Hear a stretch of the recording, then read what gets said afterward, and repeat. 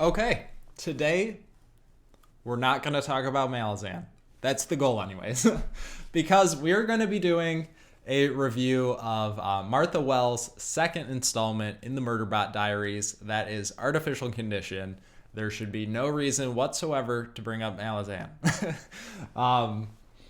So yeah, if you guys are not familiar with the Murderbot Diaries, I would highly recommend you check them out. They are some of the quickest yet most fun sci-fi reads out there, in my opinion. Absolutely perfect palate cleansers if you're reading something really dense. Maybe Malazan.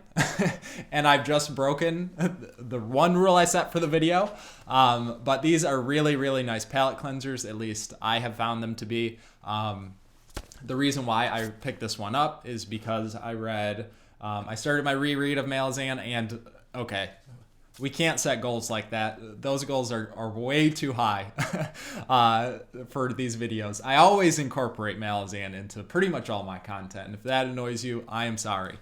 But yeah, the reason why I picked this one up, I had bought it a while back when I read All Systems Red, and I think that was almost a year ago now. But I bought them originally because I heard the general consensus is that they were fun, really quick, nice palate cleansers, and that is exactly what they are, at least for me.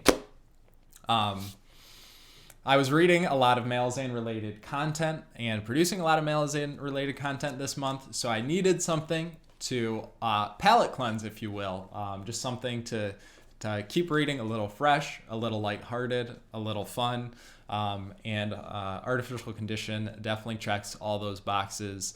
And like I said, it doesn't get much quicker than this. Obviously, it's a novella. It's only 150 pages. The pages aren't even, like, there's not even a ton of text on each page. I'm not sure if that comes through or not. So yeah, just super, super quick. You can read it in a night. And it's just the actual story. Well, not so much the story, but the characters in this are so rich and full of personality, despite being robots, which is one of the most endearing things about the series. The AIs have such rich personalities. Murderbot, obviously the main character whose perspective you're following, it is written in first person, but she actually reminds me a lot of Terry Pratchett's Death a little bit, because they're both beings, if you will, who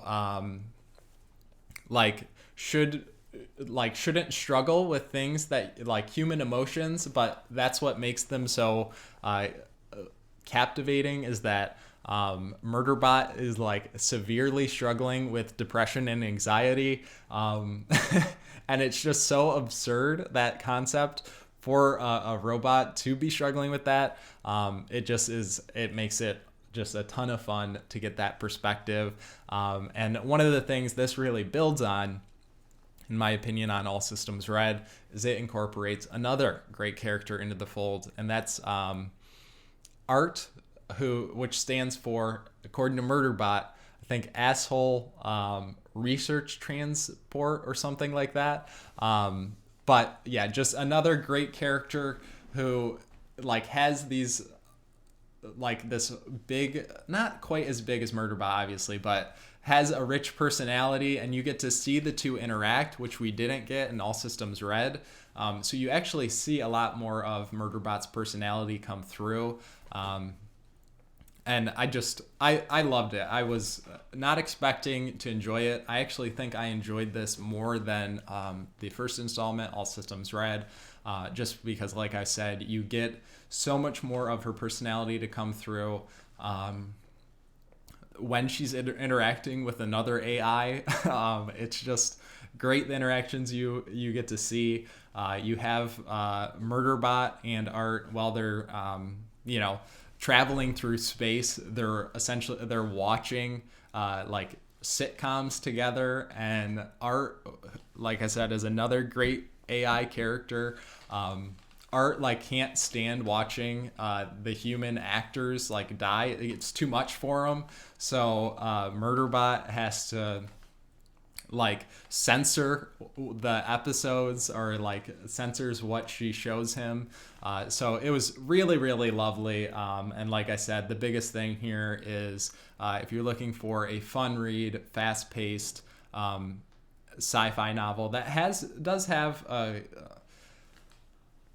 the plot isn't the point.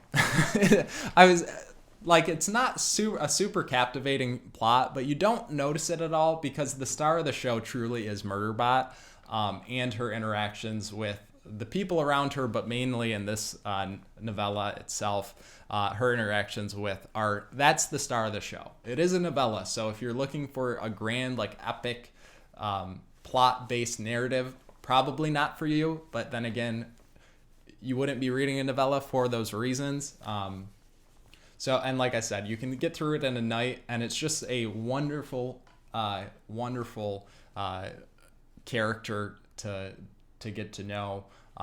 Super fun, and like I said, it's just comically hilarious having Murderbot struggle with depression and anxiety, and then also struggle with, like, you've come to find out more and more that she actually seems to care for humanity more than you'd definitely expect out of an AI, especially since the rest of the world, treats rogue AIs and just treats AIs in general as, like, well, subhuman, if you will. But reading more of her personality, you get to, like, really be sympathetic with